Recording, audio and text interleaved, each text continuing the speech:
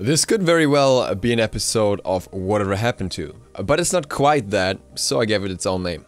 And that name is Under the Radar. Now let me first explain a little bit why this is not an episode of Whatever Happened To or what's different here. The guy we're talking about today is Xing Tian. And usually when I talk about Whatever Happened To, it's talking about a god that has risen up in the meta or falling down in the meta already, and is now at a very different spot in regards to performance. For example, sees a lot of bans in ranked, or is frequently played in the pro scene or something like that. Anything that indicates that the place in the meta has really shifted. With Xing Tian, that is not quite yet the case. Xing Tian is played more than before, he is definitely worth picking more, but he isn't really that super popular. He's not first ban material or anything, and I doubt he will be all too soon. But what I believe, and why I called this Under the Radar, is that Xing Tian is a vastly underrated guardian, both as a solo laner as well as a support, and I will go into why. Now, Xing Tian has not seen any changes in a long time. The last time you actually saw any changes in the patch notes directly was in patch 4.2, and that was just bug fixes. His last actual change was in patch 3.17, so last season, and that was a pretty significant change actually back then. It was the windup on Whirlwind of Rage and Steel being decreased from 1.25 seconds to 1 second. And these 0.25 seconds are very significant in how the ability feels when it comes to CC and applying it in time basically. This change was very much needed back then as well. If you look at Reddit, one of the most popular posts of all times is asking which book you can read while the windup of Xing Tian's ultimate is going. So it was a meme that his ultimate came off way too late to have any impact at all. That's different since this change. You can still get out of the ultimate if you got a sprint on, for example, or you're just really far out, or you use your escape really quickly, but it's a lot harder than before. This is at least partially down to the fact that his 2 Hook Slam has a 1 second root duration on the first rank. So even if you just have 1 point in this ability, you can usually get your ultimate off from this ability. The enemy will be rooted on the ground, you start your ultimate, and even though it takes a bit of time, there's a bit of a time frame between the root landing and you being able to start your ultimate, it will typically be enough to grab the enemy in your ult, unless they have a leap to get out immediately. Yet still, the meta for the longest time didn't really favor Xing Tian. A lot of the meta revolves around farming the camps around solo lane as well, which Xing Tian is not exactly good at all. Many starts included Bamba's masks in order to clear camps on your own, which also didn't work all too well for Xing Tian. It didn't work at all either.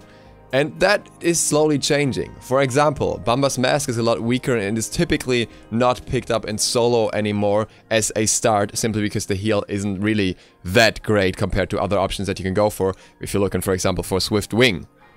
Additionally, since the last patch, games have simply become a lot longer. With the Phoenix change being that Phoenixes will spawn with more health and they will also have more health in total, so Phoenixes being a lot more tanky, and various other changes that kinda push us more towards a late game meta, you will not be so dependent on the first 5 minutes of the game. Many of the solo laners that were previously most successful were exactly those gods who could do a lot early, who could effectively bully their opponent out of lane and then let them, well, suffer for the rest of the game, as there was not a lot of comeback potential. Think, for example, Osiris, think Bellona, think Hercules. All these gods in the higher tiers for the longest time were the ones with a high amount of early pressure against the opposition. Xing Tian is a god that was always able to live through this aggression. He has a lot of sustain in his kit, and he has good lockdown against the enemy, as well as good escape tools to get out of any bad situation for him. But at the same time, Xing Tian is anything but a lane bully. He does not have the tools to bully an enemy out of lane unless that enemy makes very stupid mistakes. He does not have the tools to rotate out very quickly and look for pressure in other lanes in between. He does not have the tools to clear camps effectively on his own, so you're kind of expecting to maybe lose some of the early elementals. A lot of small things that just work against him in general when it comes to being a strong force in the solo lane by itself. However, what he does have is great setup potential for later fights. He is an excellent teamfight god. Not only does he have a knock-up going into a root in his 2, which is very, very strong, but also an ultimate that will not only pick up enemies for an extended period of time, taking them out of the fight, but also throw them in whichever direction you want them to be in, which is an excellent setup. Displacement ults are very, very strong when it comes to setting up your teammates for example, the Poseidon Kraken or whatever you want to use in that regard. If we go purely by his CC, Xing Tian is actually not that different from Geb. Both have a rather short knockup, and both have a big AoE ultimate that has a huge impact in teamfight. The difference is that Xing Tian also has a root, but in return his ultimate has a longer windup and is easier to avoid than Geb's ultimate. But function-wise, in terms of overall CC, both of them are kinda close to each other. Where the differences are in the rest of the kits, obviously. And that's why Xing Tian is an interesting support choice as well. This is something that I would like to point out in this very same context, because it kinda falls together with how he gets played in late game anyways. It doesn't really matter if you played him in support and solo. The only difference here is that if you build him in solo, you probably have some more CDR and some more damage, whereas in support you will have a little bit more aura focus while also still going for CDR. So if we have these two pretty much equivalents to Geb, with obviously different damage values attached and all that, then let's look at the other abilities. Geb on top of that has an escape, which is also a knockback, though it is not that often easy to use it like that. You can otherwise be used as a slow, so there's a little more CC there, but the knockback, well, it can happen, but it's not very reliable, I would say, especially not in a team fight.